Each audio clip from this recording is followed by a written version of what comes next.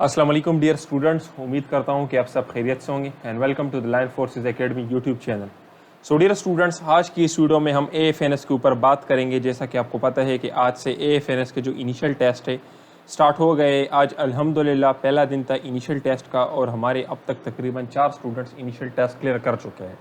उनके टेस्ट के जो क्वेश्चंस है इस वीडियो के अंदर हम आपके साथ डिस्कस करेंगे। आज टेस्ट में जितने भी क्वेश्चंस आए थे डिफरेंट सेंटर्स में, तो तमाम हमने इस वीडियो के अंदर कलेक्ट किए हैं। उन क्वेश्चंस की एक्सप्लेनेशन भी मैंने दी है, उसके साथ गेस्ट पॉइंट्स भी दिए हैं कि मज़ीद कौन से पॉइंट्स इन टॉपिक से या इन एरिया से आपकी इनिशियल टेस्ट में आ सकते हैं। और हमारे जो टेस्ट पासिंग गारंटीड नोट्स है तो उससे रिलेटेड भी मैं आपको गाइड करूँगा कि आप उनको किस तरीके से बाय कर सकते हैं। सो डियर स्टूडेंट्स, मैं आप लोगों का इंस्ट्रक्टर डॉक्टर सदीद एहसन। मैं पिछले 7 साल से स्टूडेंट्स को army medical college, am cadet और एएफएनएस की तैयारी करवा रहा हूँ। तो अगर आप लोग भी चाहते हैं कि आपकी तैयारी बेहतरीन हो और आपका टेस्ट अच्छे मार्क्स के साथ क्लियर हो तो आप हमसे रब्ता कर सकते हैं। डियर स्टूडेंट, सबसे पहला क्वेश्चन है प्रिज्म से रिलेटेड के प्रिज्म के फेसेस कितने हैं। तो सबसे पहले मैं आप लोगों को प्रिज्म का एक डायग्राम दिखा देता हूँ। देखिए डियर स्टूडेंट, इसमें 3 चीज़ें आप लोगों से बार बार इनिशियल टेस्ट में पूछे जाते हैं। एक है फेसेस से रिलेटेड कि प्रिज्म के फेसेस कितने हैं, तो आपका आंसर होगा 5। अब यहाँ पर अगर हम आ जाते हैं तो यहाँ पर फेसेस, एजेस और वर्टिसेस, ये 3 चीज़ें आपसे इनिशियल टेस्ट में पूछे जाते हैं। सबसे पहले अगर हम देखें तो these are the vertices. Vertices क्या है? जहाँ पर 2 या 3 लाइंस एक दूसरे के साथ मिलते हैं, दीज आर कॉल्ड वर्टिसेस। तो यहाँ पर अगर हम काउंट करें तो 1 2 3 4 5 एंड 6, तो हमारे पास वर्टिसेस कितने हैं? 6 है।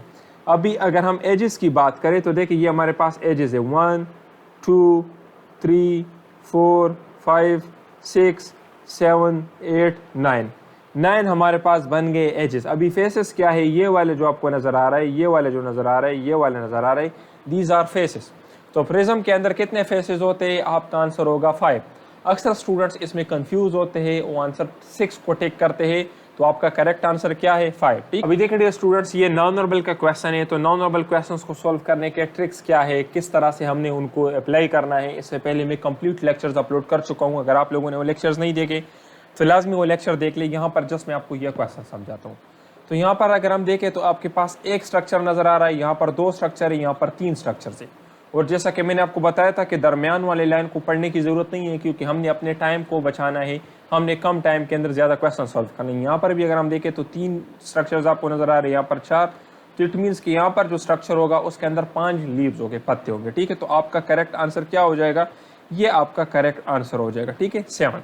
अभी देखिए स्टूडेंट, नेक्स्ट हमारा क्वेश्चन क्या है? ये भी नॉन वर्बल से रिलेटेड, ये बहुत टेक्निकल क्वेश्चन है और ये काफी मरतबा इनिशियल टेस्ट में रिपीट हो चुका है। यहाँ पर अगर हम देखें तो हर एक शेप के अंदर आपको एक सर्कल नजर आ रही है। देखिए ये एक सर्कल आपको नजर आ रहा है, लेकिन अभी इस सर्कल के साथ अगर हम देखें तो कहीं पे ये बबल्स बाहर की तरफ है और कहीं पे ये बबल्स अंदर की तरफ है। तो हमने ये बबल्स काउंट करने, यहाँ पर बबल्स कितने? 3। यहाँ पर बबल्स कितने? 4। अभी देखिए डियर स्टूडेंट, जो बाहर की तरफ बबल्स है तो उनको हम कंसिडर करेंगे प्लस, तो +3 आ जाएगा। जो अंदर की तरफ बबल्स है तो उनको हम माइनस कंसिडर करेंगे, तो आपके पास आ जाएगा -4। तो +3 और -4 से आपके पास आंसर क्या आ जाएगा? माइनस आ जाएगा और 1। इट मीन्स कि आपके पास एक बबल होगा, और माइनस का क्या मतलब है कि अंदर की तरफ होगा, तो ये आपके पास आंसर हो गया। दरमियान वाले लाइन को पढ़ने की जरूरत नहीं है, क्योंकि हमने अपना टाइम बचाना है। अभी यहाँ पर अगर हम देखें तो आपके पास बबल्स कितने हैं? टोटल बबल्स है आपके पास 5। और यहाँ पर अगर हम देखें तो बबल्स कितने हैं? 3। यहाँ पर बाहर की तरफ है तो ये हो जाएगा +3, यहाँ पर अंदर की तरफ है तो ये हो जाएगा -3। तो +5 और -3, इससे आपके पास आंसर क्या आएगा? +2। अभी 2 का क्या मतलब है कि 2 बबल्स आएंगे, और प्लस का क्या मतलब है कि बाहर की तरफ होंगे।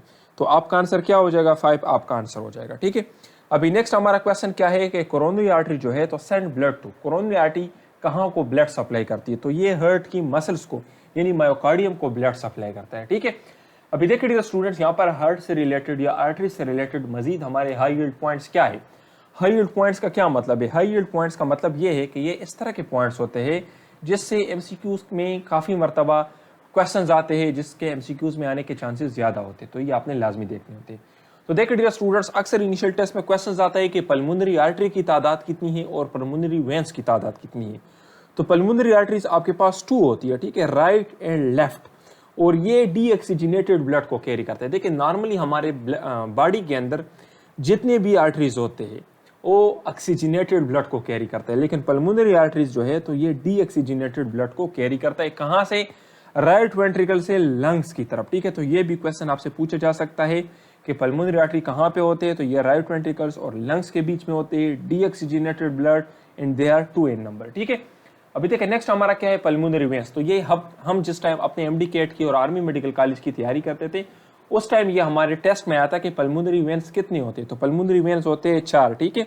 इसमें हमारे पास 2 राइट साइड के लंग्स के लिए होते हैं और 2 लेफ्ट साइड के। और ये देखिए ये वेन्स है लेकिन ये ऑक्सीजनेटेड ब्लड को कैरी करती है और लेफ्ट एट्रियम की तरफ लेके आते हैं उसको, ठीक है।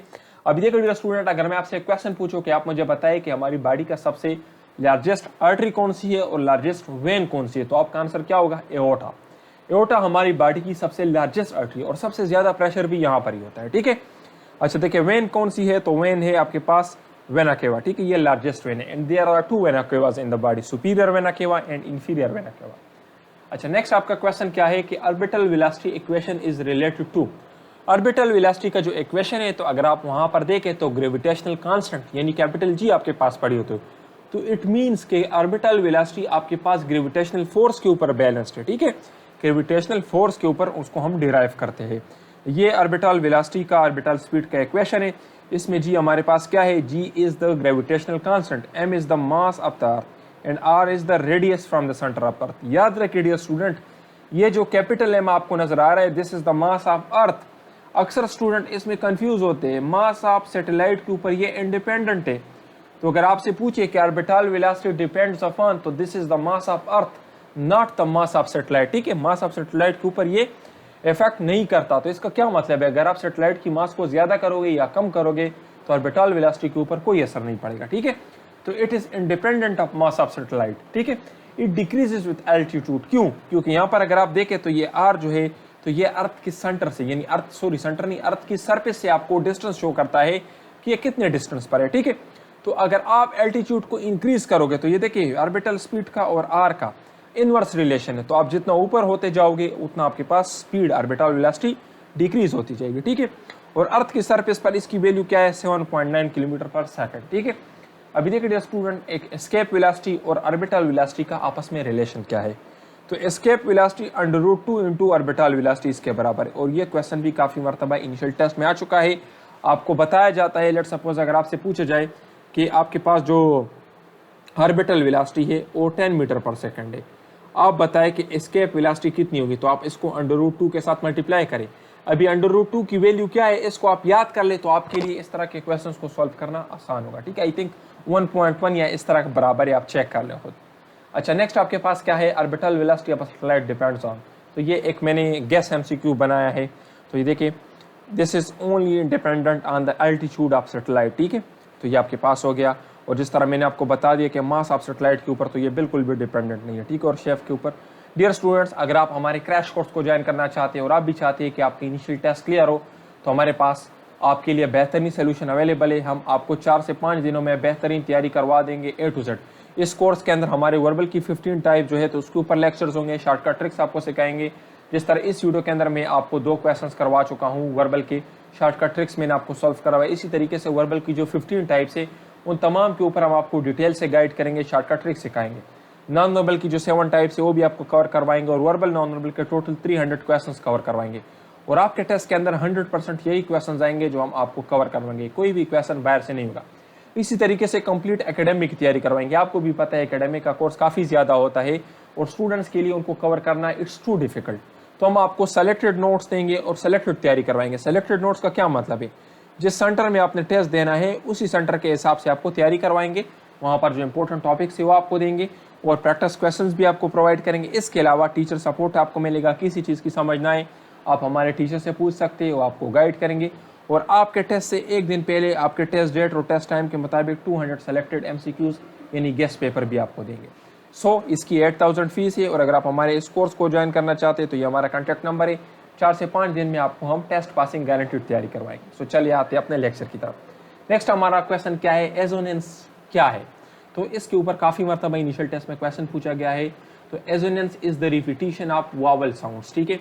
वावल साउंड जब हमारे पास रिपीट होते हैं तो इसको हम कहते हैं एजोनेंस। अभी इसकी मैंने एग्जांपल्स दिए, देखिए अभी अगर आप मीट के अंदर देखें तो डबल ई है, स्लीप के अंदर देखें तो डबल ई है, तो दीज आर एजोनेंस, ठीक है। अभी नेक्स्ट आपके पास क्या है, कॉन्सोनेंट्स। तो देखिए इसमें कांस्टेंट जो है आपके पास है, कॉन्सोनेंट्स जो है इसकी रिपीटिशन होती है, जिस तरह के पेटर और पैटर, इसमें अगर आप देखें तो आपके पास ये दोनों इनकी रिपीटिशन है। फिर उसके बाद क्या है, एलिट्रेशन है, ठीक है। तो इसमें जो है तो स्टार्टिंग वर्ड जो है तो ये आपके पास सेम होते हैं, ठीक है। कॉन्सोनेंट जो स्टार्टिंग में होते हैं, ठीक है, इसकी आपके पास रिपीटिशन होती है।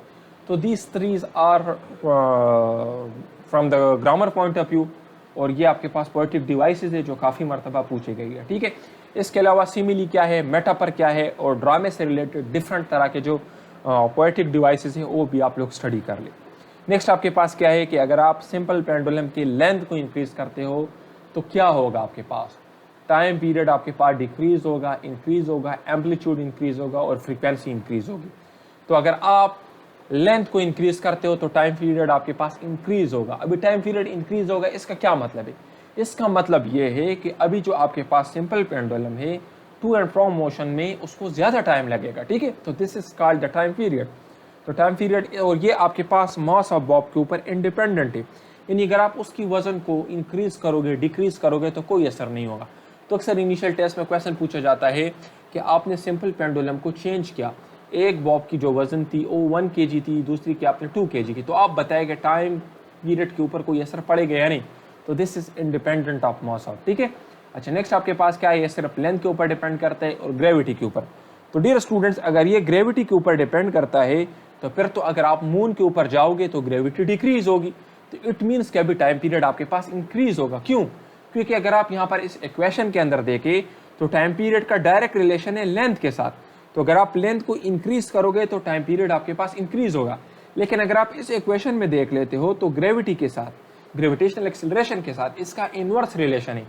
तो अगर आप मून पे जाएंगे तो मून पे जी की जो वैल्यू है, ग्रेविटेशनल एक्सेलरेशन की जो वैल्यू है वो 1/6 इंटू अर्थ है, ठीक है। अर्थ पे जो ग्रेविटेशनल एक्सेलरेशन है उसके छठे हिस्से का, उसके 1/6 पार्ट के यानी 6th पार्ट के बराबर है ग्रेविटी। तो वहां पर तो ग्रेविटी डिक्रीज हो गई है। तो अगर ग्रेविटी डिक्रीज हो गई है तो इट मीन्स के टाइम पीरियड आपके पास मून के ऊपर इंक्रीज हो गई, ठीक है। तो यह क्वेश्चन भी काफी मरतबा पूछा गया। यहाँ पर आप देखें, eight moon the pendulum time period becomes, तो ये देखें लेस, मोर, सेम और 0। तो आपको मैंने क्या बताया कि इंक्रीज होगा, क्यों? क्योंकि जी की वैल्यू डिक्रीज हो गई है और जी का और टी का आपस में इनवर्स रिलेशन है, ठीक है। तो therefore the time period of the pendulum increases. अच्छा, नेक्स्ट क्या है, in females menstruation cycle range between ovulation and luteal phase, ठीक है। तो इसका आंसर क्या है, नेक्स्ट मेंस्ट्रुएशन या ल्यूटेल फेज, ठीक है। आपके पास जो मेंस्ट्रुअल साइकिल है उसका रेंज क्या होता है, ovulation and the next menstruation, ठीक है। अभी इसके ऊपर मोस्ट कौन से क्वेश्चन है जो आपसे पूछे जाते हैं उनको हम डिस्कस करते हैं। तो सबसे पहले हम हार्मोन्स को डिस्कस करते हैं, ठीक है। FSH फॉलिकल स्टिमुलेटिंग हार्मोन, ये क्या करता है, फॉलिकल्स को स्टिमुलेट करता है, फॉलिकल्स की ग्रोथ करता है। फिर उसके बाद क्या है, LH luteinizing hormone, luteinizing hormone क्या करता है, ये ओव्यूलेशन को करता है, ठीक है। तो ये क्वेश्चन अभी AMC के टेस्ट में भी काफी मरतबा पूछा गया है और ये काफी मरतबा रिपीट हो चुका है। तो ओव्यूलेशन करता है, ठीक है। ओव्यूलेशन के बाद आपके पास क्या बनता है, आपके पास फॉलिकल्स कन्वर्ट हो जाते हैं कार्पस ल्यूटियम में। तो ये दोनों फंक्शन किस चीज के हैं, LH के ये फंक्शन है, ठीक है। अभी एस्ट्रोजन क्या करता है, तो ये एंडोमेट्रियम की प्रोलिफरेशन करता है और LH सर्ज भी करता है, ठीक है। तो अक्सर एक क्वेश्चन इनिशियल टेस्ट में पूछा जाता है कि इंक्रीज इन एस्ट्रोजन, यानी एस्ट्रोजन का लेवल इंक्रीज होना एंड डिक्रीज इन प्रोजेस्टेरोन, ये आपके पास क्या करता है।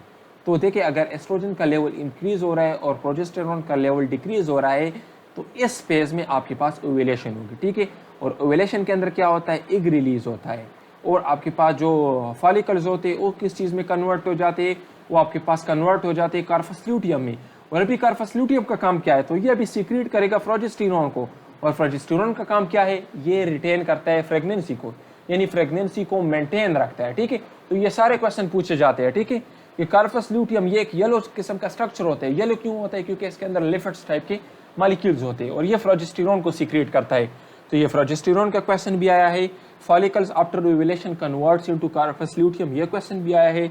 और ल्यूटिनाइजिंग हार्मोन क्या काम करता है, ओव्यूलेशन करता है, ये क्वेश्चन भी आया है, ठीक है।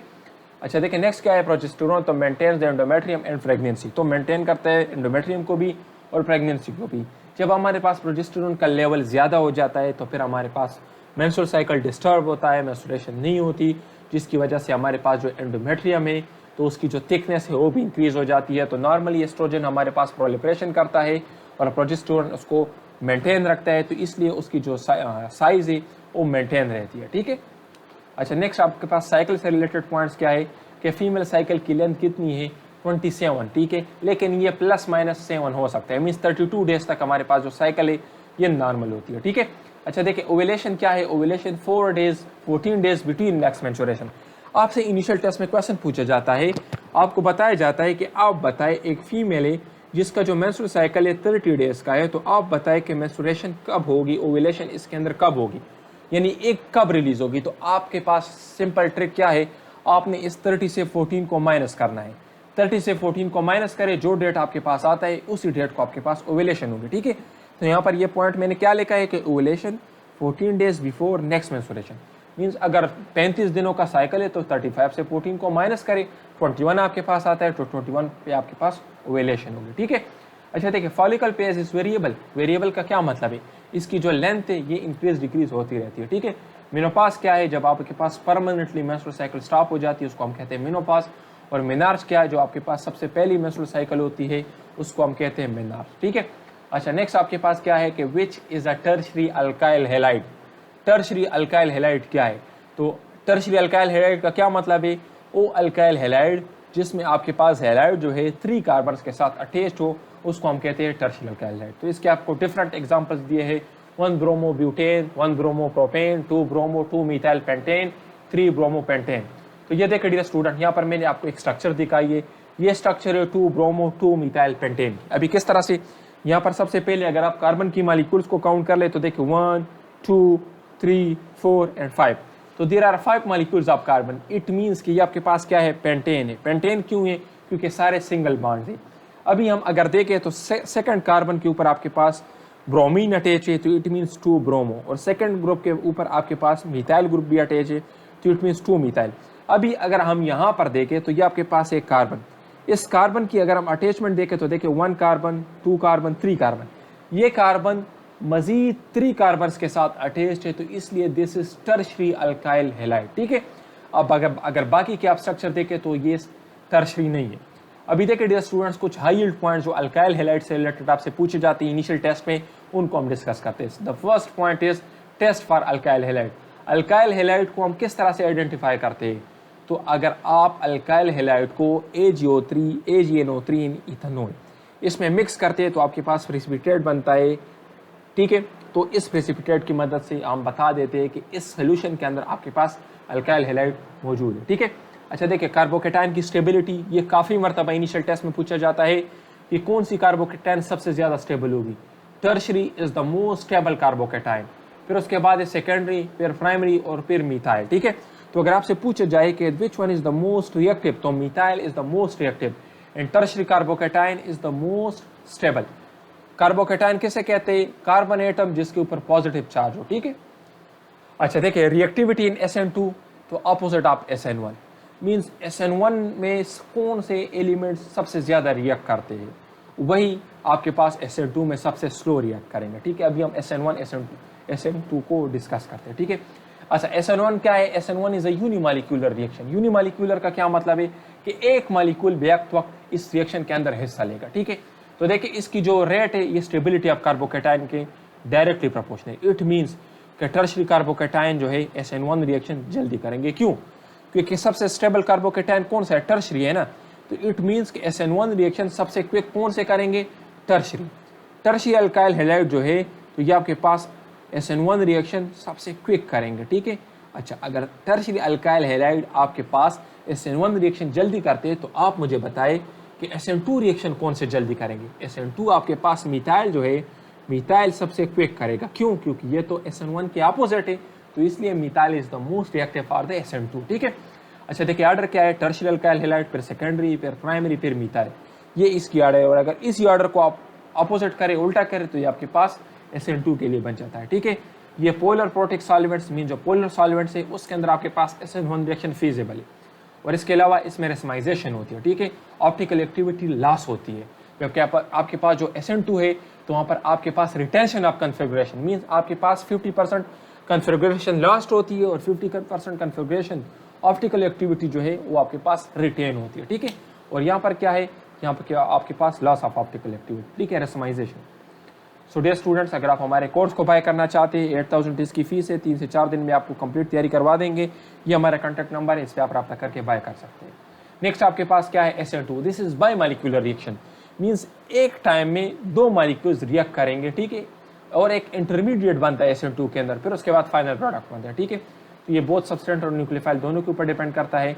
मिथाइल जो है तो मिथाइल SN2 सबसे क्विक करते हैं, फिर प्राइमरी, फिर सेकेंडरी, फिर टर्शरी। जो आपके पास मिथाइल ग्रुप है ये सबसे पहले SN2 रिएक्शन को करेगा, ठीक है। अच्छा देखिए, ये आपके पास क्या है, पोलर सॉल्वेंट, ठीक है, और इन्वर्जन ऑफ कन्फिग्रेशन या रिटेंशन ऑफ कन्फिग्रेशन इसके अंदर होती है, ठीक है। लास्ट टाइम इनिशियल टेस्ट में ये वाला वर्ड आया था कि रिटेंशन ऑफ कन्फिग्रेशन, तो इन दोनों का मतलब सेम है, ठीक है। आपको पता है ना, सिस ट्रांस कन्फिग्रेशन है ना, तो इसमें वो चीज़ मेंटेन होती है, ठीक है, रिटेन होती है। अच्छा, नेक्स्ट क्या है कि width of cell membrane is approximately, इसकी विथ कितनी है, तो 5 to 10 mm। और इसका जो मॉडल है फ्लूइड मोज़ेक मॉडल, ये सिंगर एंड निकोलसन जो है इसने 1972 में इसको प्रेजेंट किया था, ठीक है। अच्छा, इसकी मेन कंपोजिशन जो है तो इसके ऊपर काफ़ी मरतबा इनिशियल टेस्ट में क्वेश्चन आ चुके हैं। इसके अंदर प्रोटीन्स कितने हैं, 60%। इसके अलावा लिपिड्स कितने हैं, 40%। लिपिड्स के अंदर फास्फोलिपिड्स, कोलेस्ट्रॉल और ग्लाइकोलिपिड्स। अभी कोलेस्ट्रॉल का फंक्शन क्या है, इसके ऊपर MCQ आया है, आगे हम इसको डिस्कस करते हैं, ठीक है। अच्छा देखिए स्टूडेंट, स्टीरोल क्या है, इसका मेन क्या फंक्शन क्या है, फ्लूइडिटी एंड स्टेबिलिटी, और ये MCQ इनिशियल टेस्ट में पूछा गया है, ठीक है। Mitochondria plus chloroplast plus nucleus, ये 3 स्ट्रक्चर्स जितने भी है, ये तीनों के 3 डबल मेम्ब्रेन बाउंडेड स्ट्रक्चर है। इनके अंदर DNA भी होता है और 70S राइबोसोम्स भी होता है। तो ये वाला क्वेश्चन भी काफ़ी मरतबा पूछा गया है कि which one of the following is not same between these 3। तो ये तीनों के अंदर सेम है, अभी कौन सा सेम नहीं है, तो उसमें से कोई भी ऑप्शन आपको दिया जा सकता है, ठीक है।